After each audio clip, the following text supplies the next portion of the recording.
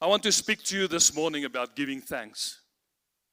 We just went through a wonderful time of celebration where we celebrated the resurrection of our Lord Jesus Christ. It's so great to know who we are. But do we remember? Do you remember?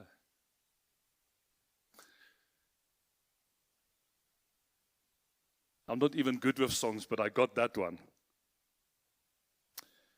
Do we remember to thank Him for what He's done? Let me give you a little bit of an introduction this morning before I read the Word of God. Nelwa, when your kids grew up, did you teach them to say please and thank you? Don't look at your son. Did you try that? You got it.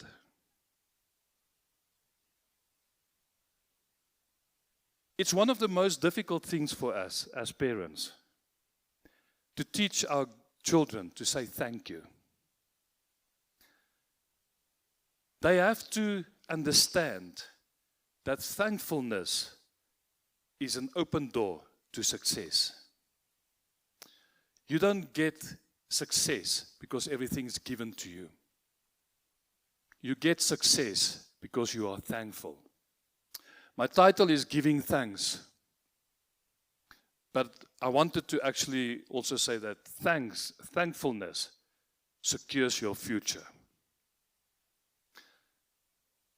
And so children don't understand that. They don't like that.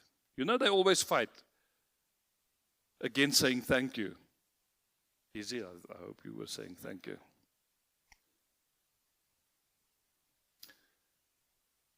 When Janie gets a Christmas present as a young girl, I'll use her as an example. I'm not sure whether she did it or not, but I'm just using it as an example. She'll have to tell me. Christmas came and she got a gift that she really, really wanted. And she got that gift. She rips the paper off. Janie doesn't know how to open a present nicely. She rips the paper off. Very expensive paper. She rips it off, sees the gift that she got, and she's so glad about it that she forgets about the giver. This is the lesson of this morning. Never forget the giver. And Janie takes that present and she goes and plays and have fun with it. Instead of coming to me as the dad that gave the present, say, Dad, I love this. She hugs me.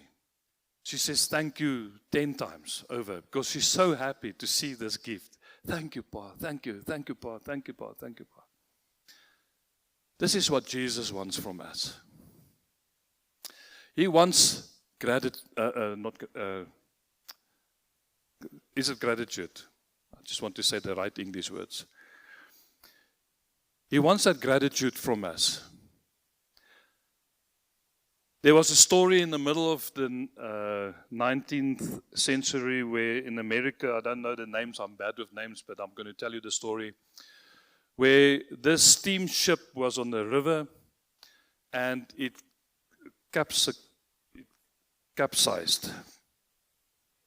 And a young man on the ship, 19 years old, saved, I think it was 17 or 19 people. He swam to the shore, swam in again, saved another life. And in doing that, he got very sick. I don't know if it's the river water or it's exhaustion or the two combined, or he just gave his best to save as many people as what he could save. And when the reporter, he was sitting on a few years later, he couldn't go back to his work. He was so sick because of that thing. And a reporter came to him and said, would you ever do it again? Because you lost your whole world. Your dreams was lost. And he said he'll do it easily again. And so the reporter said, so what is then the worst thing that could have happened on that day? He says the worst thing was that nobody came and thanked him for saving their lives. And so I want to take you to a story in the Bible. I want you to turn to Luke chapter 17. 17.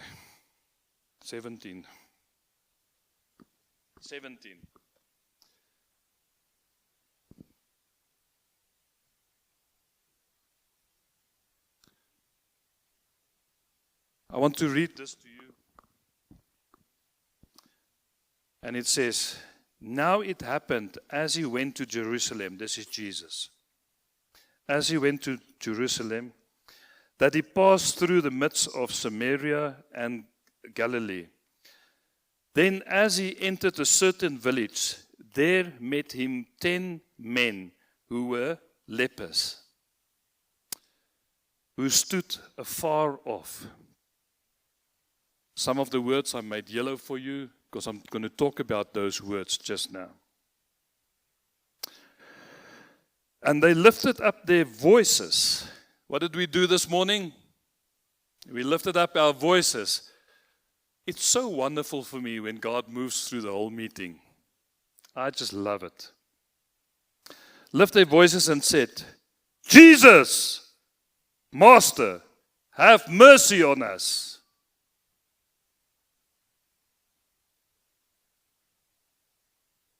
And when he saw them, he said to them, go, show yourselves to the priests. And so it was, as they went, they were cleansed. And one of them, when he saw that he was healed, returned, and with a loud voice glorified God, and fell down on his face at his feet, giving him thanks. And he was a Samaritan. Not a Jew. He was a Samaritan. So Jesus answered and said, were there not 10 cleansed? But where are the 9? Jo, ena.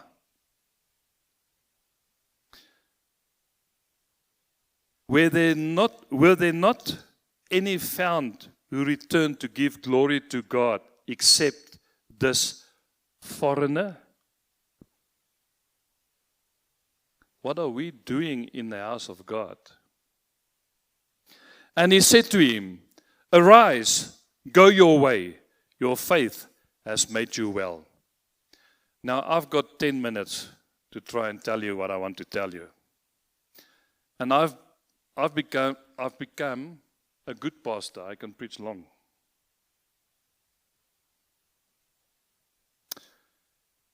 So, I'm going to show you some slides and then we're going to go fast. The first thing I want you to know is that Jesus showed himself. Why did he go through this village, going to Jerusalem? It's not the normal way to Jerusalem. He took like a circle, like a long way. He went to Cape Town via Kimberley, not via Bloemfontein. And because he did that, he came to a place where there was people in need. I want to declare this morning that you that are in need, Jesus is on his way. He's walking a different route for you. He decided this morning that he will change his route. You religious people that says God never changes. I want you to understand what I'm saying this morning. He's changing his ways to meet you. He's waiting for you. But something needs to happen. And so The second point I wanted to share this morning is Jesus loves you just as you are. These were lepers. If you and I walked on that road and they shouted to us for help, we would pass them by because they are unclean. In Leviticus, in the Old Testament, it was a law that lepers had to be outside the city. They were not allowed in the city. A matter of fact, they had to tear their clothes. How humiliating is that? They had to cover their heads and they had to cover their mustache. I don't know why the Bible says that. I think it's because they couldn't spit.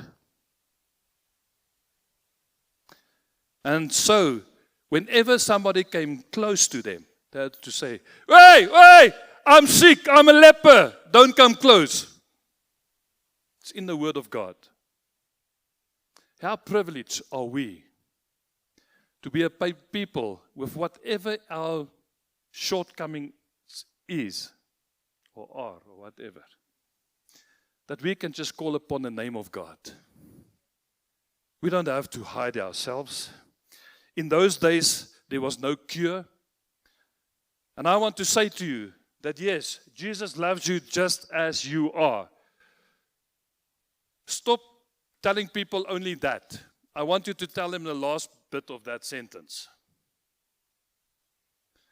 Jesus loves you just as you are. But, I love a but.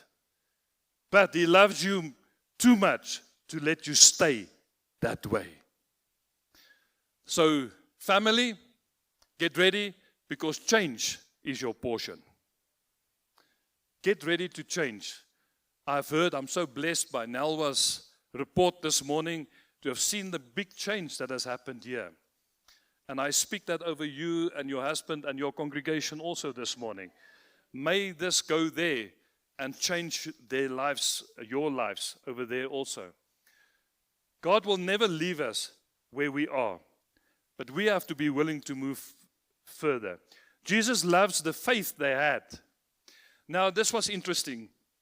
Somewhere, these 10 men had to have family that told them about Jesus. And as they were sitting there outcast, as they outcasted, or whatever the right English is, as they outcast, they were sitting there talking about Jesus and how Jesus might be their only hope. Never saw Him. I don't know, it doesn't say, maybe it passed that way. Never saw Him. But Jesus is their only hope. And when they saw Jesus, Jesus didn't see them. Jesus saw their faith. For them to shout out, Jesus, Master, have mercy on us. It was all 10 of them at once that did that. Man, I'm so sorry I haven't got time this morning. I wanted 10 of you to stand up this morning and at the same time shout, Jesus, mercy, Master, have mercy on me. I wanted you to hear how dear mekaar that sounded this morning, if I did it. But Jesus stopped. Whenever you ask Jesus for help, He will stop. The Word of God does not lie. He will stop. As soon as He shouted, they shouted. All 10 of them. Imagine, all 10 of them were talking to one another. Hey, God can do it. Jesus can do it. I know. And then this guy says, no, man, I don't know whether God can do it. But this guy says, hey, God can do it. And then this lady says, yeah, God can do it. Between the 10 of them, they had the ability to speak into one another's lives. What are you doing as a family or Fountain of Life Church? Are you speaking into one another's life here? When Keo comes and says, Pastor Leon, I had such a tough week. It was so tough I couldn't make this week. I thought of leaving my job and everything. And she tells me this. Then I say, oh, that's nothing. You must hear my story. Oh, they tried to do the roof here and it rained in everything. It's just a mess. I can't handle it. No. My job is to say to her, Kira, the week coming is going to be better. Do not doubt in my Lord. My God will take you through.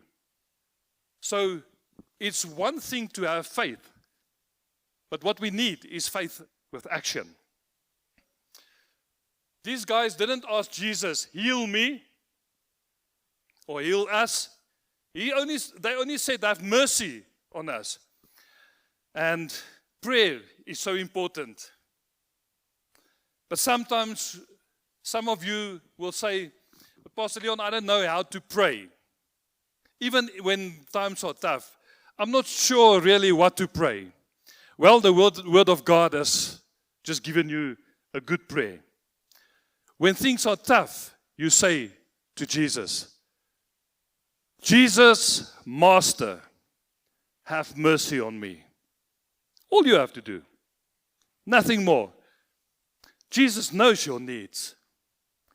You don't have to have long conversations. Jesus didn't sit with them. Okay, guys, have you gone through the Old Testament already? And there's certain lessons that you have to learn before I heal you. So just come sit down. Have you made right with that person and this person? And have you done this and have you done that? Did you ever go to church? I know you're outcast because you've got leprosy. But before that, did you go to church? I just want to know whether you're worth healing or not. I want to say to every one of you here, I wish I had more time. I want to say to every one of you here this morning, God has time for you. But don't spend too much time complaining to Him. It's good to give your thoughts to God. I've complained in my life to God. But Jesus passed by, saw their faith, and didn't have a discussion. There's 3 words. So faith needs action. I think it's on the next one. Jesus saw, see, He heard, He heard. I was looking for words, man. That's why I couldn't get saw.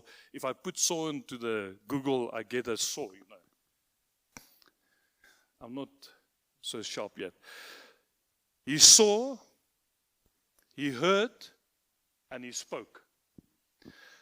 I believe that this is what God wants from all of us when we walk around. In your workplace, first of all, you see a need. Then you hear of the need. And then what are you supposed to do? Speak into that need. Jesus is giving us an excellent example of how to do it. So Jesus wants to heal your life. He wants to change your life. So once again, family, I don't know who you are here sitting today, maybe with doubt, with whatever, with fear of your job or whatever the case is, your family. I want to say to you this morning that Jesus came. He saw, He hears your prayers, and He will speak into your life. Yeah, very good place to say amen. So, it's always good to come back to God. I'm not sure why the other 9 didn't come back, but it could be pride. It's a God calling. It could be pride. Why would 9 not come back? There's a whole lot of arguments in that. How long ago did they see their family? As soon as they were cleansed and approved by the priest to go back into society, they must have probably ran to their family to go say hello. Some of them might have businesses that were suffering because they were outcasted. They ran to them. But maybe pride was also one of the things. What do I mean by that? Well, I pray that my business will go good. My business is suffering. I've done it in the past. I pray, and God comes through, and He changes the circumstances. What do? People will come to me and say, "Hey, Leon, your business really changed around. What happened?" "Well, we worked harder, and maybe, I think God opened the door here. But you can't believe I had to buy new tools. I had to get stock. I had to do this and this and this. Because my pride takes me to take the glory. Sometimes we forget to go back to God. And this one man, I prayed, Lord, let me be like that man. Whenever I have a good sermon, that I can go back. My wife is my witness. When I drive home on a Sunday when I preach and Lord moved, I would say, God just showed me again. I cannot do it on my own. It's God doing it. It's not me. It's got nothing to do with me. It's God doing it. So God wants to change your life. The last point that I want to put here is being thankful takes you further. This man came, and one of the things that I was battling in this thing, but this morning I got the answer in our worship with the prayer. When this man came to Jesus, the Word of God said that he came back and with a loud voice, you remember that, a loud voice, he fell on his knees and he thanked the Lord. With a loud voice. The first thing I thought is, yes, you're back into your old ways. Because before they were healed, being sick along the road, they had to, with a loud voice, tell the people, hey, I'm sick. Don't come near. And as I was preparing, I felt, man, you have to walk away from your old ways. Your old ways, being loud. But this morning, I'm changing my mind.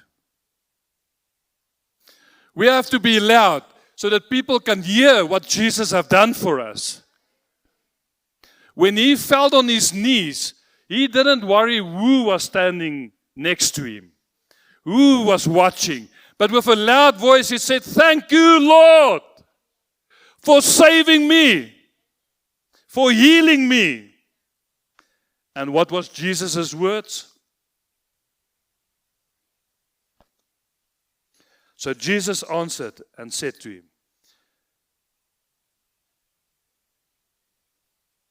arise, go your way. Your faith has made you well. Who wants a double portion of Christ? Me too. I want a double portion. This man received a double portion. The first one was he was healed from his leprosy. And you know what? Even if we make a mistake, I've got so much to say. Even when we make a mistake and we don't come back to thank God, we still have our healing. Because Jesus loves you so much that the 9 that never came and thanked him walked away with a blessing of being healed.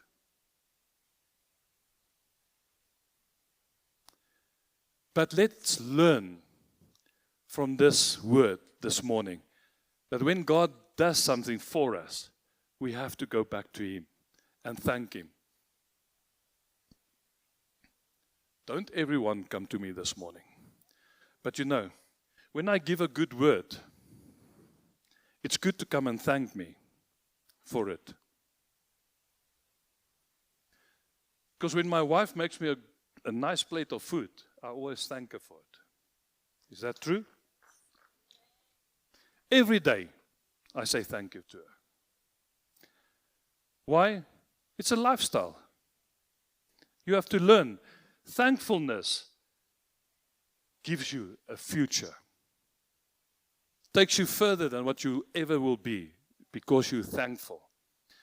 Learn how to be thankful. So don't everyone now come this morning and come thank me for a good, Because this word is good, eh? You agree?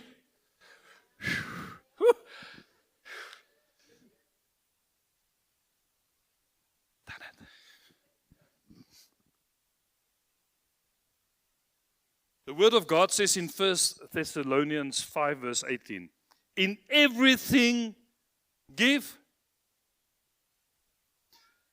When you walked in here in church this morning, you should have walked through the doors and say, Lord, I give you thanks for being here this morning, to worship you. I don't know what you've got planned for me today. We also didn't know. But I thank you. When we see our children being dedicated this morning, thank you, Lord, for giving me these children. I know Mommy and Daddy made them, but give God the thanks for them. Don't wait until they're 30 and then try and give thanks. There's a lot of things that we can give thanks for. When God heals me, then I must give Him thanks. Have you heard me in this church while I preach, give thanks to Pastor Jan and Anna for laying a strong foundation? That is one of the reasons we are going like this on the diagram. We're making profit, man. Last week, let me say, because I need to give God thanks. I never do this, so please excuse me.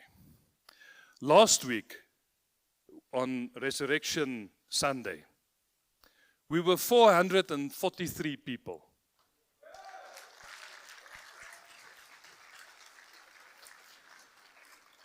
I'm not saying this to tell you how many people there is. I'm saying this because I remember clearly now, a while back I prayed for every seat in this place. So I'm thankful. Lord, thank you for sending in the people.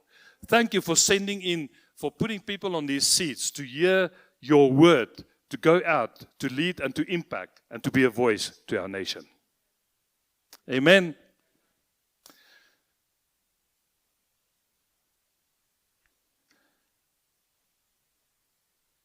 So, let me then close. There's going to be pastors impressed with me. Let me close this morning in saying, there was 10 men broken, thrown out. There was 10 men that had no hope. There was 10 men that was outcasted. After meeting Jesus, there was 10 men that had freedom. There was 10 men that was healed. There was 10 men given a new future. There was 10 men tasting a new season of their lives. I pray this morning, let every one of you taste your new season. This year we've been speaking a lot about new season. But I'm telling you that this year, God will perform that which He has given you grace for. So move with the grace that God has given you. I challenge you this morning, move with that grace. Because Jesus is just around the corner. But I'm a sinner. That man was a foreigner. He was a Samaritan. Jews and Samaritans didn't mix. Matter of fact, I think if you go into the history of the Bible, Samaritans were not even allowed in the synagogues. And here, the Jews left, but the foreigner came back. Thank you, Jesus. Thank you, Lord, for saving me. I want to say to you this morning, once upon a time, I was a foreigner. But now, I am a son of the living King. Matter of fact, let me take it one further. I am a prince. Because if my dad is king, then I am a prince. And so I want to say to you that you are a princess. See, you'd feel that you learn now what I did. That's what you do. Then that works for you. You'll get a lovely Sunday lunch for that one. Ladies, you are all a daughter of a king. Men, you are all sons of a king. Let's act like that. Let's give glory where glory is due. Let's give thanks where thanks are due. And I can promise you this morning, your life will never be the same again. Amen. You see, this man, he did so good this morning. Let's all stand. Because this morning I felt, after praying for the young people, I just felt we need to do this song. Because we've given so much holy aggression this morning. Is that what you called it? We've been so good this morning in just, with a loud voice, declaring God's will to happen. But I think now, as we end, I just want to honor God and tell Him this morning that He is the Alpha and the Omega over our lives.